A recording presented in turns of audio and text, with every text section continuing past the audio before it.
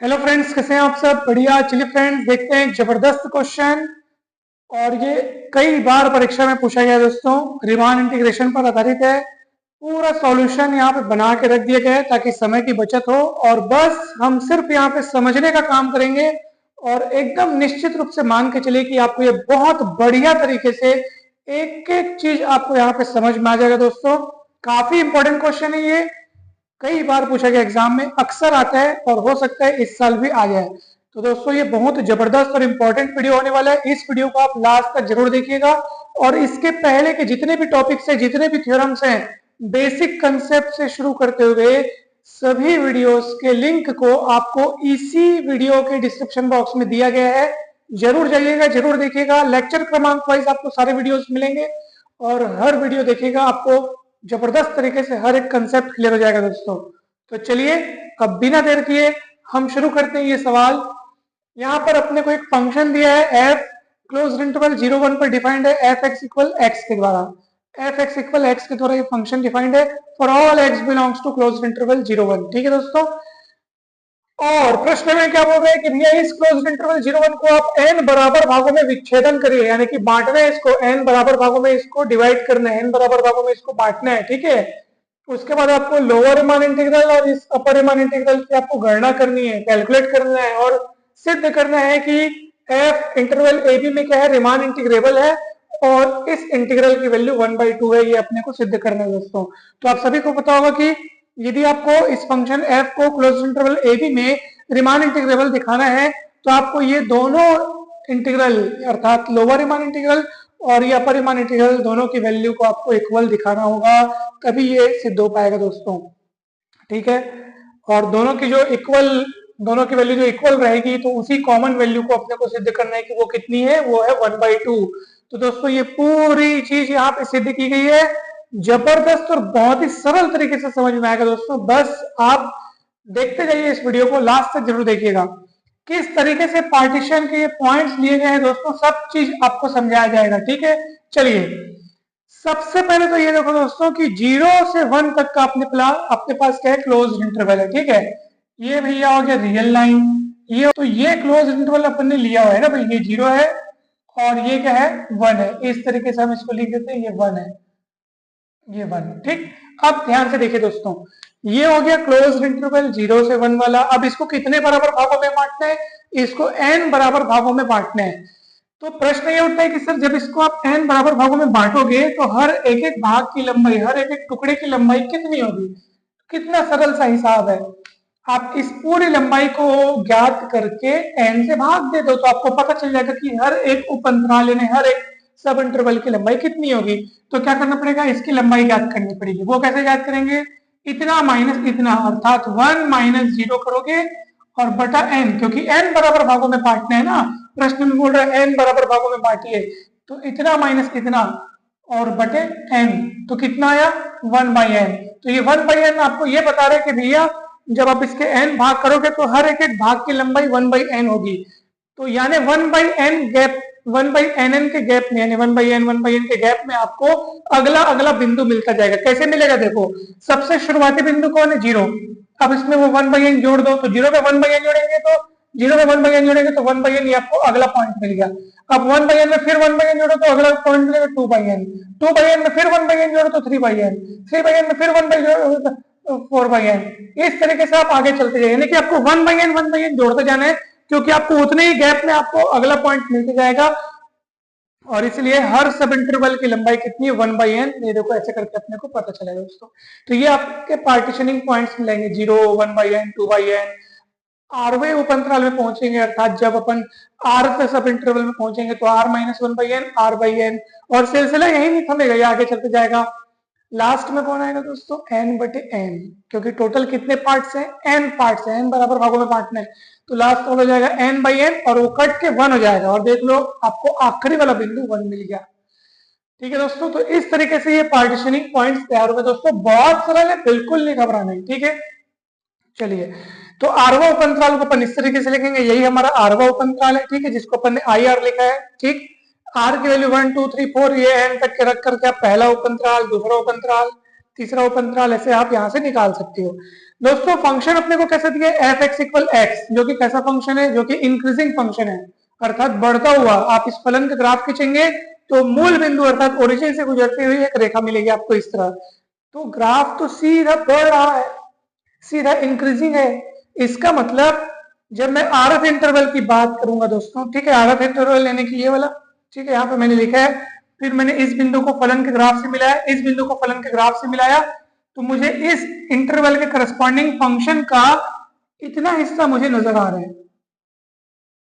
अब दोस्तों याद करो, जब अपन पहला वीडियो जो है जिसमें अपन बेसिक तरीके से अपन पढ़े थे कि अपर रिमान सम लोअर रिमान सम, जब अपन वहां पे डिफाइन किए थे तो अपन वैसे ही किए थे, फलन का ग्राफ लिए थे और हर सब इंटरवल में फंक्शन के ग्राफ का जितना हिस्सा मिल रहा था, तो उस ग्राफ में सबसे निचला बिंदु और सबसे ऊपरी बिंदु देख करके अपन लोअर रिमान सम और अपर रिमान सम वहां पे कैलकुलेट किए थे। हर सब इंटरवल में हम लोग वही काम किए थे, हर सब इंटरवल का निचला बिंदु देखते थे, ठीक है, और उसको अंतराल की लंबाई से गुणा करते थे, और ऐसे ही उस रेक्टेंगल का फिर एरिया मिलता था अपने को, छोटा वाला रेक्टेंगल, क्योंकि इनफिमम निचला बिंदु देख रहे हो ना, तो छोटे रेक्टेंगल का एरिया मिलता था। ऐसे ही सारे रेक्टेंगल के एरिया निकाल के जब जोड़ते थे तब आपको लोअर रिमान सम मिलता था, और ऊपरी बिंदु देख करके जब आप रेक्टेंगल बनाते थे, बड़ा बड़ा रेक्टेंगल, और ऐसे सारे रेक्टेंगल्स का योग करते थे उनके एरिया का, तो अपने को मिलता था अपर रिमान सम। आपको अगर कहीं पे डाउट लग रहा है, या अभी जो मैं बात कह रहा हूँ आपको लग रहा है कि सर ये थोड़ा सा समझ में नहीं आ रहा है, तो मैं आपसे यही कहना चाहूंगा कि डिस्क्रिप्शन बॉक्स में जाइए, वीडियो नंबर 1 देखिए, लेक्चर क्रमांक 1 देखिएगा, जबरदस्त तरीके से पूरा कंसेप्ट आपका क्लियर हो जाएगा। बेसिक रिमान इंटीग्रेशन के पीछे क्या आइडिया है, क्या कंसेप्ट है, वो आपको क्लियर हो जाएगा दोस्तों, उस वीडियो को जरूर देखिएगा, ठीक है। अभी देखिए, आरएफ सब इंटरवल में हमारे पास फंक्शन का ये हिस्सा मिला है, ये वाला ग्राफ मिला है। अब आपको सुप्रीमम और इन्फिमम वैल्यू चाहिए, तो आप क्या करो, फंक्शन के ग्राफ के इस हिस्से में देख लो सबसे निचला बिंदु कौन सा है, यानी किसकी हाइट कम है, तो आप बोलोगे सर इसकी हाइट कम है, इसकी हाइट ज्यादा है, यानी कि सीधी सी बात है, फंक्शन की इन्फिमम वैल्यू यहाँ पे मिल रही है और सुप्रीमम वैल्यू यहाँ पे मिल रही है। ग्राफ को आपको देखना है और देखना है कि ये एक्स एक्सिस से किसकी हाइट कम है, किसकी हाइट ज्यादा है, कहाँ पे है, सबसे कम हाइट वाला पॉइंट कौन सा है, ठीक है। जैसे ना मान लो कोई फंक्शन ऐसा होता जो एकदम जिग-जैग टाइप का है, ठीक है, मान लो ऐसे जिग-जैग वाला फंक्शन होता, और मान लो ये आपका आर सब इंटरवल कुछ इस तरीके से होता है, ये r - 1 बाई n r में इस टाइप से, तो ये पॉइंट के करस्पॉन्डिंग ऐसे खींचते, ये पॉइंट के करस्पॉन्डिंग फिर आप ये ऐसे खींचते, फिर देखो कि फंक्शन के ग्राफ का ये ऐसा जिग-जैग बना है, तो आप इसमें अगर लोअर रिमान सम और अपर रिमान सम पता करना है ना, तो इस हिस्से में आप देखिए सबसे निचला बिंदु कौन है, तो यहाँ पे मिल रहा है, तो यहाँ पे आपको इस पॉइंट को आप फिर क्या बोलते हैं, ये वाली हाइट को आप स्मॉल एम आर बोलते हैं। ऊपरी बिंदु कहाँ मिल रहा है, ये यहाँ पे मिल रहा है, ये देखो यहाँ पे, फिर आपने ये वाली जो हाइट है ना उसको कैपिटल एम आर कहते हैं। तो जिग-जैग होने से क्या है, जो इनफिमम वैल्यू और सुप्रीमम वैल्यू आपको कहीं भी मिल सकती है। हो सकता है मान लो फंक्शन ग्राफ कुछ इस तरह से होता है, ध्यान से देखिएगा, ये ऐसे ऐसे इस टाइप से होता है, या और ऐसे ऊपर होता। अब इनफिमम वैल्यू यहाँ पे मिल रही है, इस किनारे पे नहीं मिल रही है, पहले इस किनारे पे मिल रही थी, अब यहाँ पे मिल रही है, तो ये वाली हाइट आपकी एम आर हो जाएगी, है ना। आपको इसी इंटरवल को देखते जाना है। अभी एम आर ये हो जाएगा, और ये वाली हाइट हो जाएगी कैपिटल एम आर, क्योंकि ये हिस्सा भी अपने पास इसी सब इंटरवल के अंदर का हिस्सा है। तो मतलब ना उस सब इंटरवल में फंक्शन के ग्राफ को देखो और निचले बिंदु को देखो, फिर एक्स एक्सिस से वहां तक की हाइट स्मॉल एम आर यानी फंक्शन की इनफिमम वैल्यू, और ग्राफ में आप उच्चतम बिंदु को देखो, उसी सब इंटरवल के करस्पॉन्डिंग हिस्से को देखना है, उच्चतम बिंदु को देखो, तो जो मिलेगा ना फिर एक्स एक्सिस से वहां तक की हाइट जो है वो कैपिटल एम आर हो जाएगी, यानी फंक्शन की सुप्रीमम वैल्यू। और यहाँ जो मैं बात कर रहा हूँ ना, यहाँ इंक्रीजिंग फंक्शन होने पर इसलिए हम ज्यादा ध्यान दे रहे हैं, क्योंकि फंक्शन अगर आप सीधा ऐसे उठता हुआ है, तो इनफिमम वैल्यू अपने को सीधे इस बिंदु के करस्पॉन्डिंग मिलेगी, सीधे चढ़ती हुई सीढ़ी टाइप का है, तो इनफिमम वैल्यू यहीं पे, ये देखो ये इनफिमम वैल्यू है जो कि इस बिंदु के करस्पॉन्डिंग मिल गया, ये सुप्रीमम वैल्यू है जो कि इस बिंदु के करस्पॉन्डिंग मिल गया। तो अब इस बिंदु के करस्पॉन्डिंग मिल तो रहा है, लेकिन मिल कितना रहा है ये जानने के लिए क्या करना पड़ता है दोस्तों, ये तो x की वैल्यू है ना, ये तो x की वैल्यू है, इस x की वैल्यू को फंक्शन में आपको x के स्थान पर रखना होता है, तो इस x के स्थान पर ये वाली वैल्यू रखो, आइए रखिए, ऐसा रख देंगे तो अपने को ये वैल्यू मिलेगी, ये वैल्यू मिलेगी इनफिमम वैल्यू। तो इनफिमम वैल्यू को मैंने यहाँ पे नीचे लिखा है स्मॉल एम आर से व्यक्त किया दोस्तों। आप ऐसे ना समझो कि सर यही तो है इनफिमम वैल्यू, यही है, लेकिन ये इसी को देख के नहीं लिखा गया है, ये तो x की वैल्यू है बच्चों, इसको अपने को यहाँ रखने तक, अभी क्या है एफ एक्स इक्वल एक्स दिख रहा है, तो ये जितनी वैल्यू दिख रही है उतना ही अपने को यहाँ दिख रहा है। मान लो ये एक्स स्क्वायर होता है या ऐसा कुछ दूसरा चीज होता, तब आपको क्या इतना ही मिला होता है कि नहीं मिला होता? तो इसलिए अपने को क्या करना है, जो भी वैल्यू आपको इन्फिमम सुप्रीमम जो भी चाहिए, जो भी चीज मिल रही है वो कैसे मिल रही है, ये जो पहले आपको ये पॉइंट्स देखने हैं कि किस पॉइंट्स के करस्पॉन्डिंग अपने को यहाँ पे इन्फिमम सुप्रीमम वैल्यू मिल रही है। फिर जो भी पॉइंट्स आपको मिल रहे हैं उन पॉइंट्स को उठा करके फंक्शन में इधर राइट साइड में एक्स के स्थान पर रखते हैं। सोचो जरा, मान लो मैं एफ एक्स बराबर एक्स स्क्वायर का ग्राफ खींचा होता, वो ग्राफ कुछ इस तरीके से बनेगा, ये ऐसे करके, ठीक है। अब मैं आरत सब इंटरवल लेता और ऐसे करके उसको मिलाता, ऑब्वियसली बात है कि यहाँ पे भी आपको इसी पॉइंट पे, ये देखिए इसी पॉइंट पे इन्फिमम वैल्यू मिलती, लेकिन मिलती कितनी, इतनी नहीं, ये वाली वैल्यू को जब आप यहाँ रखते R minus one by N रखेंगे, फिर स्क्वायर करेंगे तो R minus one by N का स्क्वायर करके आपको मिलेगा। तो मेन है कि आपको यहाँ रखना होता है, तब जाके आपको मिलता है दोस्तों, ठीक है। तो फिलहाल तो हमारा ये अगला सवाल है हमारा, वैसे इसके बाद अपन ये वाला सवाल पढ़ने वाले हैं। तो ये आपका इन्फिमम वैल्यू हो गया और supremum value R by N के करस्पॉन्डिंग मिल रहा है, तो आर बाई एन को आपको एक्स के स्थान पर रखना है, क्योंकि ये एक्स की वैल्यू ना अपने को मतलब है फंक्शन की वैल्यू से। तो जब आप एक्स की वैल्यू यहाँ रखोगे तब फंक्शन बोलेगा हाँ भाई इतनी वैल्यू हम प्रदान कर रहे हैं करके, तो वो इतना ही प्रदान करेगा आर बाई एन, ठीक है। और किसमें आर सब इंटरवल की बात चल रही है, और इसी तरीके से हर सब इंटरवल के लिए फिर होगा। आर का मान आप 1 2 3 4 रखते जाओगे सब में, तो पहले सब इंटरवल में इन्फिमम सुप्रीमम, दूसरे सब इंटरवल में इन्फिमम सुप्रीमम, सारी वैल्यूज आपको मिलती जाएंगी। आरवे उप इंटरवल की लंबाई जानने के लिए इसमें से इसमें को माइनस कर दीजिए, 1 बाई एन मिल जाएगा। और 1 बाई एन भी क्यों नहीं मिलेगा, 1 बाई एन ही मिलेगा आपको, क्योंकि सभी सब इंटरवलों के सभी सब इंटरवल्स की लंबाई क्या है, बराबर है, क्योंकि अपन बराबर भागों में बांटे हैं और हर सब इंटरवल की लंबाई 1 बाई एन है, देख लो यहाँ पे, इसलिए आरत सब इंटरवल की लंबाई भी कितनी होगी, 1 बाई एन होगी। आर का मान 1 2 3 से एन तक है, यानी कि पहले उप अंतराल की लंबाई भी 1 बाई एन, दूसरे उप अंतराल की लंबाई भी 1 बाई एन, इस तरीके से अपने को यहाँ पे मिला है दोस्तों, ध्यान दीजिएगा। चलिए अब देर किस बात की, सीधा का सीधा अपन क्या गणना करते हैं, किसके कैलकुलेशन करते हैं अपन, एलपीएफ अर्थात लोअर रिमांड सम कैलकुलेट करते हैं, summation M R delta X R, इस तरीके से हो जाएगा दोस्तों। चलिए एम आर कौन है, एम आर जो है हमारा कहाँ है, R minus one by N, ये R minus one by N मैंने रख दिया, delta X R 1 by N मैंने रख दिया, एन एन कितना होता है, N N N into N, नीचे नीचे है तो एन एन एन स्क्वायर बाहर निकल गया, ऊपर कौन बचेगा, सिर्फ आर माइनस वन, सिर्फ आर माइनस वन। आर का मान 1 से एन तक है, पहले आर का मान 1 2 3 4 रखते जाओ, आर का मान 1 रखोगे तो 1 माइनस वन 0, आर का मान बढ़ाते जाओ, 2 रखोगे तो 2 माइनस वन यानी 1, आर का मान बढ़ाइए 3 रखिए 3 माइनस वन यानी 2, ऐसे चलते चलते जब एन रखोगे, एन की बारी आएगी, आर का मान एन रखोगे तो एन माइनस वन, ये देखो दोस्तों। अब शुरुआत वाला तो 0 है, ठीक है, तो आप समझ जाइए कि आप 1 से लेकर के n माइनस वन तक के प्राकृतिक संख्याओं को जोड़ रहे हैं, कहां से कहां तक के, 1 से लेकर के n माइनस वन तक की प्राकृतिक संख्याएं। तो दोस्तों याद रखिएगा, अगर प्रथम मतलब 1 से शुरू करते हुए अगर आपको प्राकृतिक संख्याओं को जोड़ना है, तो जहां तक भी जोड़ा जा रहा है उसको लिखते, जैसे ये कहां तक जोड़ा जा रहा है, n माइनस वन तक, तो n माइनस वन लिखते हैं और बाजू में उससे एक ज्यादा लिखते हैं, यानी कि कितना है n माइनस वन, तो उससे एक ज्यादा कितना हुआ n, तो उसको बाजू में लिखते हैं और 2 से भाग करते हैं। जैसे ये वाले में देखो 1 से लेकर कहां तक जोड़ना है, n तक जोड़ना है, तो n लिखो, बाजू में एक बढ़ा के लिखो, तो n है तो n प्लस वन और बटे 2। जैसे आपको मैं बोलूंगा सर 1 से लेकर 100 तक के जोड़ के बताइए कितना होगा, तो आप 1 और 2 3 और 3 और 3 6 6 4 10, ऐसे जोड़ने के बजाय आप सीधा सोचो कहां तक जोड़ने को बोला है, 100 तक जोड़ने को बोला है, तो भैया 100 लिखो, एक बढ़ा के लिखो, 2 से भाग करो, 5050 आपका आंसर आ गया। ये दोस्तों एक गणित का एक समझ जाओ क्विज भी बन गया यहाँ पे आपसे, एक गणित की एक पहेली बन गई। जैसे अपन बोलते हैं ना कि भाई 1 से लेकर 10 तक के अंकों को जोड़ो कितना आएगा, तो हम लोग क्या करते हैं, ऐसे जोड़ते हैं, 1 और 2 3 3, जोड़ते जोड़ते बहुत समय लग जाएगा। और सरल तरीका क्या है भैया, 1 से लेकर 10 तक को जोड़ना है तो क्या करो, 1 से लेकर के कहां तक जोड़ना है, 10 तक जोड़ना है, क्या करो 10 को लिखो, एक बढ़ा के लिखो, बटे 2 से भाग, 55 आंसर आ गया।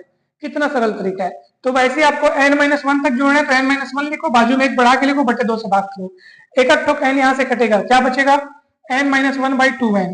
अब आपको लोअर रिमान इंटीग्रल की गणना करनी है, तो limit n tends to infinity LPF, ये फॉर्मूला याद रखना, एलपीएफ का मान ये दे इतना, और ऊपर नीचे में n का भाग कर दिया, क्योंकि मेरे को लिमिटिंग वैल्यू पता करनी है, n का भाग करूंगा, यहाँ n का भाग करूंगा तो 1, यहाँ n का भाग करूंगा तो 1 बाई एन, यहाँ n का भाग करूंगा तो बटे 2 बचेगा। Limit n tends to infinity यहाँ पे अप्लाई करेंगे तो 1 बाई इंटू 0 हो जाएगा, तो बचेगा कौन, 1 बाई 2। ठीक, तो ये आपका इसका आंसर आ चुका है दोस्तों, लोअर रिमान इंटीग्रल की वैल्यू 1 बाई 2 आई है। ठीक है, इसी तरह से आप अपर रिमान सम कैलकुलेट करेंगे, summation M R delta X R, M R कौन है, आर बाई एन है, तो ये आर बाई एन यहाँ रखेंगे, डेल्टा एक्स आर की वैल्यू 1 बाई एन रखेंगे, यहाँ सब चीज पहले अपन तैयार करके रख चुके हैं। ठीक है, चलिए तो ये 1/n हो गया। एन कितना हुआ, n स्क्वायर, बाहर निकल गया। आर का मान 1 2 3 4 रखते, आर का मान 1 रखेंगे तो 1, 2 रखेंगे तो 2, कहा लास्ट वाला मिलेगा n, इस तरीके से। अब आपको ये क्या जोड़ना है, 1 से लेकर के n तक की जोड़ना है। प्रथम n प्राकृतिक संख्याओं का योग कितना होगा, जितना लिखे जहां तक जोड़ना है उसको लिखो, बाजू में एक बढ़ा के लिखो। n लिखे तो बाजू में एक क्या होगा, बढ़ा के n+1/2, ठीक है। एक एक ठोक n कटेगा, n+1/2n आएगा। अपर रिमान इंटीग्रल कैलकुलेट करना है तो limit n tends to infinity UPF, UPF की वैल्यू रख दो, ऊपर नीचे n का डिवाइड कर दो, ऊपर नीचे इतना आएगा, n tends to infinity apply करेंगे तो 1/0, 1/2 answer. Upper Riemann integral lower Riemann integral दोनों की वैल्यू सेम सेम आ रही है, 1/2, यानी ये दोनों बराबर वैल्यू है, और इसलिए फंक्शन f इस क्लोज्ड इंटरवल 0-1 में क्या है, रिमान इंटीग्रेबल है, ठीक है। इसलिए अपन लिखे हैं, देखो इस तरीके से लिखते हैं ना, f बिलोंग्स टू r, फिर बगल में क्लोज्ड इंटरवल ab, इसका मतलब f इस क्लोज्ड इंटरवल ab में, सॉरी ab नहीं, अपने पास तो क्लोज्ड इंटरवल यहाँ पे 0-1 है ना, तो यहाँ पे आपके पास ये हो जाएगा 0-1, ये ऐसे है ना भाई, जो इंटरवल अपने को दिया हुआ है उसी को यहाँ पे लिखना है। तो f क्लोज्ड इंटरवल 0-1 में रिमान इंटीग्रेबल है, और रिमान इंटीग्रेबल है और फिर उसकी वैल्यू कितनी है, उस इंटीग्रल की वैल्यू कितनी है, तो वही जो इनकी जो कॉमन वैल्यू है, जो सेम इनकी जो कॉमन वैल्यू है 1/2, वही उसकी वैल्यू है। और फंक्शन f कौन है, फंक्शन f किस तरीके से डिफाइंड हुआ है, कहा गया f(x = x), इसलिए इंटीग्रल 0 to 1 x dx = 1/2। तो इस तरीके से ये सवाल बने दोस्तों। मुझे पूरी उम्मीद है कि आपको ये बहुत बढ़िया तरीके से पूरा समझ में आ गया होगा। अगर सच में समझ में आया, सच में अच्छा लगा है, तो लाइक जरूर कीजिए वीडियो को, और चैनल को सब्सक्राइब जरूर कीजिए दोस्तों। और देखो कितना मेहनत से आप लोगों के लिए वीडियो बनाया जाता है, तो इसलिए जितना हो सके उतना सपोर्ट करें, दोस्तों को शेयर करें। और किसी भी टॉपिक पे आपको डाउट हो तो आप कमेंट करके बता सकते हैं। आप चाहे तो हमारे व्हाट्सएप ग्रुप में भी जुड़ सकते हैं, डिस्क्रिप्शन बॉक्स में आपको हमारा व्हाट्सएप नंबर मिल जाएगा दोस्तों। और पिछले वीडियो जरूर देखिएगा, पिछले यूनिट्स के भी वीडियो जरूर देखिएगा, प्रॉपर्टीज ऑफ रियल नंबर्स, फिर सीक्वेंस एंड सीरीज, आपको कंप्लीट वीडियो सीरीज आपको मिल जाएगी। प्लेलिस्ट में जाकर के आप अपनी आवश्यकता के अनुरूप वीडियोस देख सकते हैं। तो दोस्तों आप सभी को बहुत बहुत धन्यवाद, जल्द ही मिलते हैं नेक्स्ट वीडियो में। Thank you so much.